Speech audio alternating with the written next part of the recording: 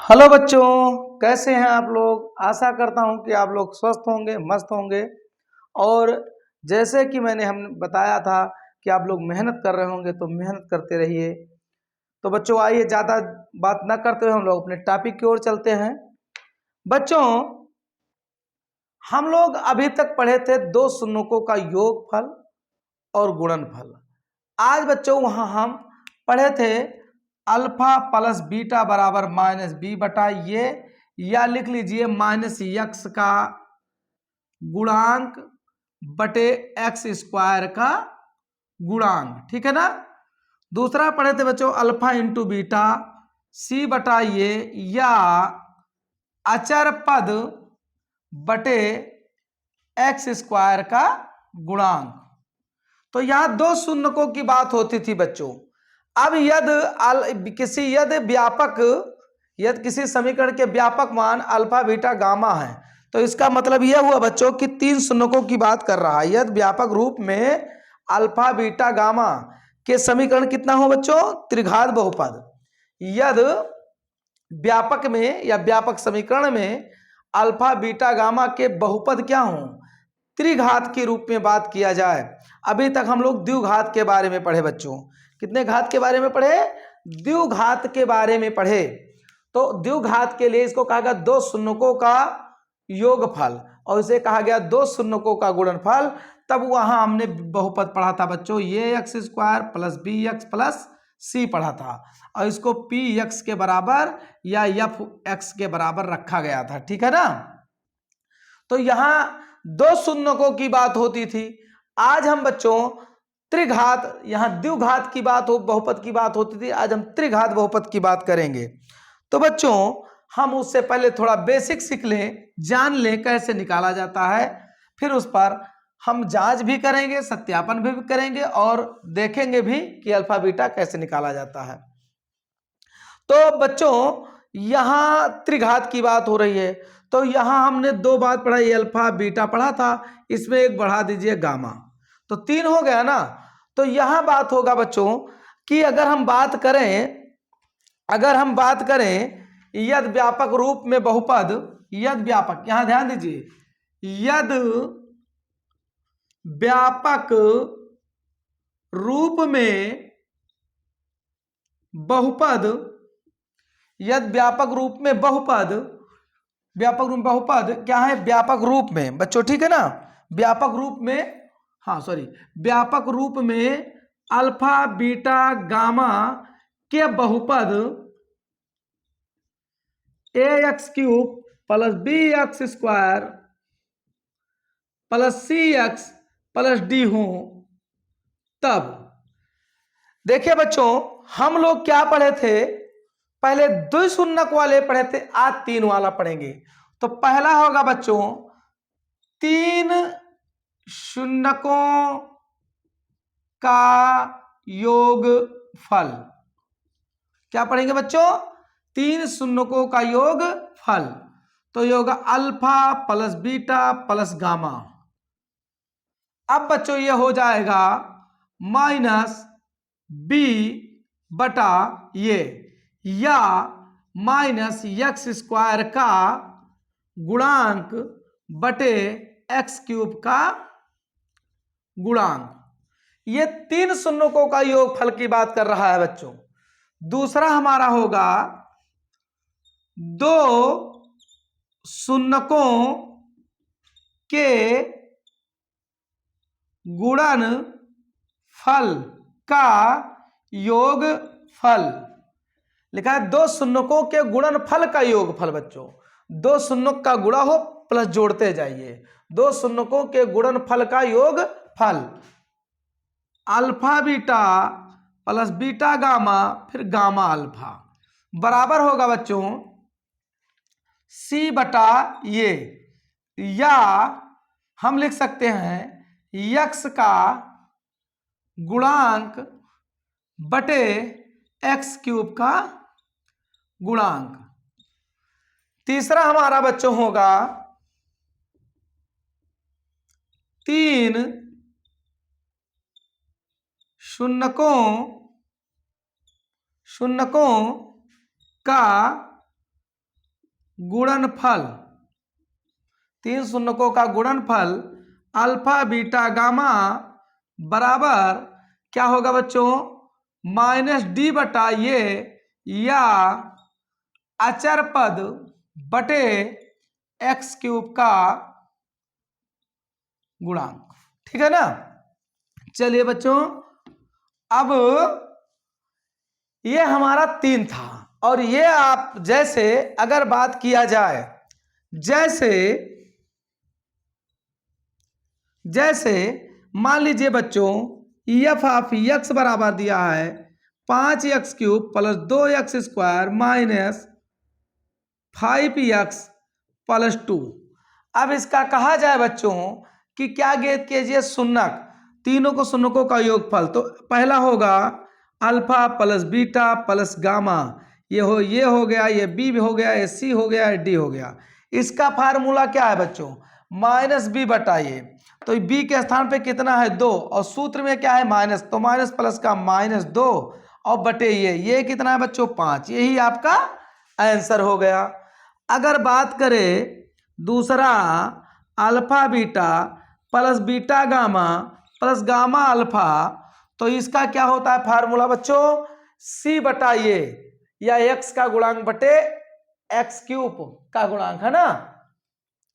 तो क्या होगा बच्चों, c कहाँ है, a b c कितना है -5 और ये कितना है बच्चों 5, तो 5 5 कैंसिल हो गया, -1 हो गया। तीसरा अगर पूछ ले शून्यकों का गुणनफल अल्फा बीटा गामा, तो इसका होगा बच्चों d बटा ये a b c, d कितना है बच्चों 2 है, ये कितना है 5, तो यही आपका क्या हो गया आंसर हो गया। तो ये बच्चों स्क्रीनशॉट ले सकते हैं आप लोग। फिर हम लोग अपने न्यूमेरिकल की ओर बढ़ेंगे। कहाँ गया भाई, चलिए। तो इसमें कुछ क्वेश्चन है बच्चों, एनसीईआरटी के एग्जाम्पल हैं, उसे हम लगवा दें और बता भी दें कैसे लगेगा, उस प्रकार हम लोग लगाना शुरू करते हैं। चलिए बच्चों, तो ये हमारा बेसिक था। अब इसके आगे हम मनोहर रेखा उदाहरण नंबर 1 इस आधार पर लगाना शुरू करेंगे। चलिए,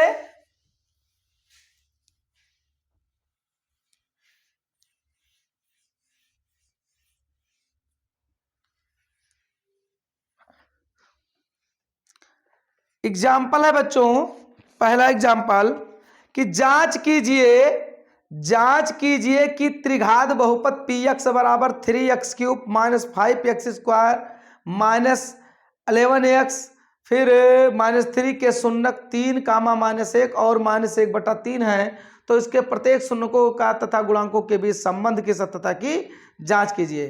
पहले ये चेक करिए बच्चों ये है कि नहीं है, फिर हम लोग सत्यापन भी करेंगे। क्या करेंगे, सत्यापन भी करेंगे बच्चों। चलिए शुरू करते हैं। पहला क्वेश्चन हमारा है एनसी उदाहरण, px बराबर है बच्चों 3x³ फिर है -5x² -11x -3। अब इसके शून्यक कौन कौन दिया है बच्चों, के शून्यक क्या क्या है बच्चों, इनके शून्यक है 3 कामा -1 और -1 बटा 3 है। ठीक है ना। अब हमको जांच करना है कि सही है या गलत है। तो एक बार 3 रखकर देख लें बाबू, एक बार -1 रखकर देख लें और एक बार क्या रखकर देख लें, एक बार हम -3 रखकर देख लें, -1 रखकर देख लें और -1 बटा कि ये है या नहीं है, इनके शून्यक हैं। अगर इसका मान रखने पर ये शून्य आ जाता है तो शून्यक है, नहीं तो शून्यक नहीं है। तो फिर जांच करेंगे हल। तो px का वैल्यू कितना रखें बच्चों 3, ये 3 गुणे 3 का क्यूब -5 गुणे 3 का स्क्वायर -11 गुणे 3 -3, 3 त्रिका 9 त्रिक 27, 27 थी यहाँ देखिए बच्चों, 3 त्रिका 9 त्रिक 27, 27 से फिर 3 गुणा करिए, 3 सते 21, 3 दूना 6 और 2 8 81 हो गया। और यहाँ 3 त्रिका 9 पचे 45 हो गया। फिर यहाँ पर देखिए बच्चों 11 तिहाई 33 हो गया, -3 हो गया। अब देखिए 3 3 6 6 5 11, 3 3 6 5 11 और फिर बच्चों 4 3 7 और 1 8। तो हमारा हल करने पर क्या आया बच्चों? 0 आया।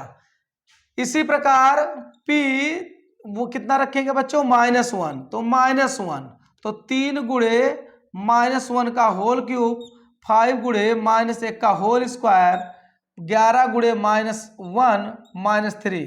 तो देखिए बच्चों ये 3 बार गुणा होगा तो -1 का नम -3 का नम 3 हो जाएगा, ये -5 हो जाएगा, ये माइनस प्लस 11 हो जाएगा, -3 हो जाएगा। तो 5 3 8, 8 2 10, 11 हो गया बच्चों, -3 -5 -3 -11 और +11 कितना आ गया बच्चों? 0 आ गया। तीसरा कितना रखा जाए? P -1/3। तो रखिए बच्चों 3 गुणे -1/3 का होल क्यूब, 5 गुणे -1/3 का होल स्क्वायर, -11 गुणे -1/3 -3। अब यहाँ पर देखिए बच्चों 3 गुणे 1 एकन्नम 1 -3 त्रिका 9 त्रिक 27। यहाँ पर हो जाएगा बच्चों 5 गुणे 1 3 त्रिका 9 हो जाएगा, माइनस माइनस यहाँ क्या हो जाएगा बच्चों? +11/3 हो जाएगा और -3 हो जाएगा। अब देखिए यहाँ अगर बात करें तो -3 एकन्नम -3/27 हो जाएगा, -5 एकन्नम बटे कितना हो जाएगा? अगर हम 3 से नीचे ऊपर गुणा कर दें बच्चों तो कितना हो जाएगा? 9 त्रिक 27 यहाँ भी हो जाएगा। अगर यहाँ देखिए बच्चों हमने -3 एकन्नम 3/27 कर दिया, यहाँ हर अंश में 3 से गुणा करेंगे तो 3 बचे, 15 और 3 9 27। यहाँ भी बच्चों 9 से क्या कर दें? गुणा कर दें, 9 त्रिक 27। तो यहाँ से 9 से गुणा करने पर क्या होगा बच्चों? 11 9 99 बटे 9 त्रिक 27। और यहाँ 9 से क्या कर दें? 9 त्रिक 27 बटे 27 से नीचे ऊपर गुणा कर दे बच्चों तो 3 7 21 और 3 दूना 6 और 2 8 81 बटे और 27 हो गया। ठीक, हर समान हो गया। देखिए बच्चों 5 3 8 1 9 और 5 5 और 3 8 1 9 हो गया और फिर उसके बाद में 99 हो जाता है 81 और यहाँ पर कितना है? -15, यहाँ पर 3। तो बच्चों कितना हो गया हमारा? 5 3 8 1 9 फिर 8 1 9 99। ये सब कैंसिल हो जाएंगे, कितना आएगा? 0। तो इसका मतलब हुआ बच्चों कि px = 3x³ - 5x² - 11x - 3 के शून्यक 3 -1 और -1/3 संभव है। सही है। अब जांच करना है बच्चों। अब ये समझ लो शून्यक है तो ये आपका अल्फा हो गया, ये बीटा हो गया, ये गामा हो गया। अब संबंध स्थापना क्या करें? जांच करें बच्चों। क्या करें? जांच करें कि सही है कि गलत है। ये अब जांच कैसे किया जाए चलिए देख लें, इसी तरफ देख लें। यहां पर देखिए alpha plus beta plus gamma बराबर क्या होता है? -b/a होता है। तो बच्चों ये है, ये b है, ये c है, ये d है। तो बताइए अब यहां पर ध्यान दीजिए, अल्फा आपका क्या है? 3, बीटा आपका क्या है? -1, गामा आपका क्या है? -1/3, b कितना है बच्चों? -5। तो माइनस माइनस प्लस, ये कितना है? 3 है। तो 3 और 1 बच्चों कितना हुआ? 3 में से गई कितना बचा? 2 बचा। तो -1/3 बराबर 5/3। 3 दूना 6 और 1 एकन्ना में 6 माह से गई 5/3 और 5/3। मतलब बच्चों ये संबंध हो गया सत्यापन का जांच, या संबंध में सत्यापन, संबंध में सत्यापन। चलो अगर बात करें बच्चों alpha beta, beta gamma, gamma alpha, इसका क्या होता है बच्चों? c/a होता है। चलिए शुरू करें। अल्फा कितना है बच्चों? 3 है, -1 है, प्लस बीटा कितना है? -1 है, -1 है। गामा कितना है? -1/3 है। गामा कितना है? -1/3 है। अल्फा कितना है बच्चों? 3 है। c कितना है बच्चों? -11 है। ये कितना है बच्चों? 3 है। तो यहाँ पर -3 हो गया, माइनस माइनस प्लस हो गया बच्चों, 1/3 हो गया। यहाँ पर देखिए 3 से 3 कैंसिल हो गया, -1 हो गया। यहाँ पर बात किया जाए बच्चों तो -1 -3 कितना हो गया? -4 हो गया प्लस 1 हो गया बच्चों। 3 बराबर यहाँ पर 11 -11/3 है, यहाँ पर भी -11/3 है। तो 4 में से के यहाँ पर देखिए बच्चों थोड़ा गलती हो गया, 3 त्रिक का 9, सॉरी -1 -3 -4 प्लस 1/3 हो गया बच्चों। और 4 तिहाई 12, -12 में से प्लस 1 का करना में 1 गया, तो 11/3 बराबर -11/3। ये बच्चों सत्यापन हो रहा है सब पर। फिर तीसरा क्या है बच्चों, अल्फा बीटा गामा बराबर -d/, ये होता है। अल्फा का वैल्यू 3 है, बीटा का वैल्यू -1 है, गामा का वैल्यू -1/3 है। डी कितना है बच्चों, -3 है, तो माइनस प्लस ये कितना है बच्चों 3 है, तो 3 से 3 कैंसिल होगा, -1 का करना में 1 हो गया, माइनस प्लस हो गया, 3 से 3 कैंसिल 1। तो बच्चों इस प्रकार हमने ये चेक किया इसके ये शून्यक है कि नहीं है। हल किया तो सब पर शून्य आया, सबका वैल्यू 0 आया।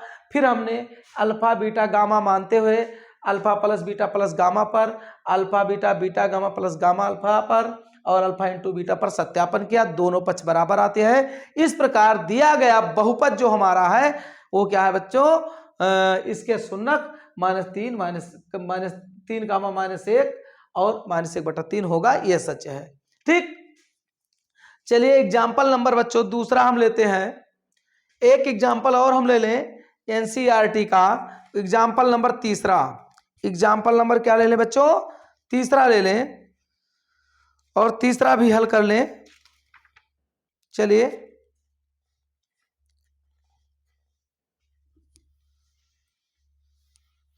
अभ्यास कल दूसरा लेसन होगा बच्चों आने वाले लेक्चर में।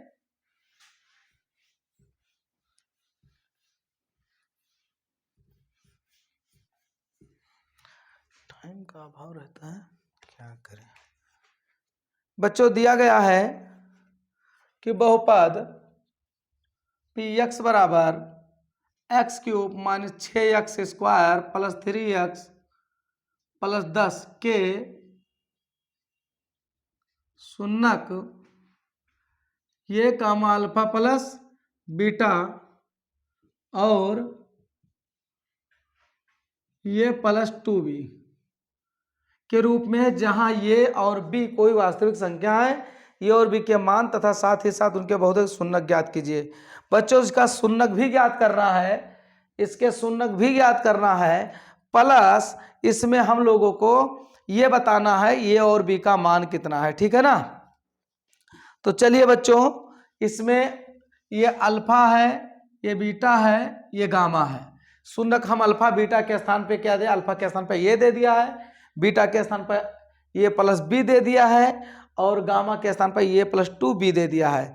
तो हमको क्या क्या चाहिए बच्चों, हमको चाहिए ये हुआ b का मान, और क्या चाहिए बच्चों, हमको शून्यक भी चाहिए। तो ये b का मान अगर आ गया तो हमको शून्यक भी पता हो जाएगा बच्चों। तो सिर्फ ए b का मान ही निकाल लिया जाए, बाकी सब अपने आप आ जाएगा। चलिए बच्चों हल करते हैं हम लोग। Alpha plus beta plus gamma बराबर क्या होता है, -b/, ये होता है बच्चों, ठीक है ना। ये आपका ये है, ये b है, ये c है, ये d है। तो अब बताइए अल्फा के स्थान पे क्या है बच्चों, ये है, बीटा के स्थान पर ये प्लस b है, गामा के स्थान पर ये प्लस 2b है, b के स्थान पे क्या है बच्चों -6, तो माइनस प्लस हो गया, ये के स्थान पे 1 है, 1 2 3 ये हो गया बच्चों, प्लस 2b 1b 3b हो गया, बराबर यहाँ पर क्या हो गया 6, 3 कामन मिल रहा है, ये प्लस b बराबर हो गया 6/3, 3 दूना 6, ये प्लस b बराबर कितना आ गया बच्चों 2, समीकरण नंबर पहला। अब दूसरा क्या कह रखा है बच्चों, अगर बात किया जाए दूसरा, अगर हमें ये b का मान ज्ञात करना है तो अगर हम बात कर लें अल्फा बीटा गामा, तो इसका होता है क्या बच्चों, अचर पद। क्या होता है, अचर पद, अचर पद बटे x³ का गुणांक, और यहां पर क्या होगा बच्चों माइनस होगा, है ना। इनका कहने का मतलब यहां पर अचर पद बोले तो c और यहां पर बटा ये। तो अल्फा का वैल्यू कितना है बच्चों, यहां पर ध्यान दो, यहां पर ध्यान दिया जाए, अल्फा का वैल्यू कितना है बच्चों ये है, बीटा का वैल्यू बच्चों कितना है प्लस b है, गामा का वैल्यू ये प्लस 2b है ना। सबका वैल्यू, और सी कितना, ए बी सी कितना है बच्चों, 3 है। और फिर क्या है, ये कितना है बच्चों, 1, 1 लिखें या ना लिखें, आगे कौन सा चिन्ह है, यहाँ पर क्या है, माइनस है, तो यहाँ पर क्या हो गया, माइनस हो गया। अब बात करें बच्चों इसका, तो ये का क्या हो जाएगा, ये स्क्वायर है ना। अब चूंकि एक बात और देख लें बच्चों, यहाँ पर ये प्लस बी का वैल्यू कितना दे रखा है, 2 दे रखा है, तो यहाँ पर हम 2 रख दें, तो यहाँ हो जाएगा ये, फिर 2, फिर ये +2 भी है ना। अब बच्चों यहाँ पर -3 है, अब यहाँ पर 2 रख दिया तो ये हो जाए ये, फिर ये +2 भी, और बराबर हो जाएगा बच्चों -3/2। अब यहाँ क्या काम किया जाए, यहाँ पर हमारा हो गया ये स्क्वायर प्लस 2ab बराबर -3/2 हो गया। इसको हमने मान लिया समीकरण 2 मान लिया बच्चों। अब ध्यान दीजिए, यहां पर हमने a प्लस बी का वैल्यू कितना निकाला, 2 रखा, अल्फा इंटू बीटा का वैल्यू निकाला बच्चों, तो अल्फा बीटा और गामा हो गया। यहां से हमने वैल्यू जो निकाला वो हमारा ये स्क्वायर प्लस 2ab हो गया, प्लस बराबर -3/2 हो गया। अब देखिए एक फार्मूला हमारा और होता है, एक मिनट फोन आ गया,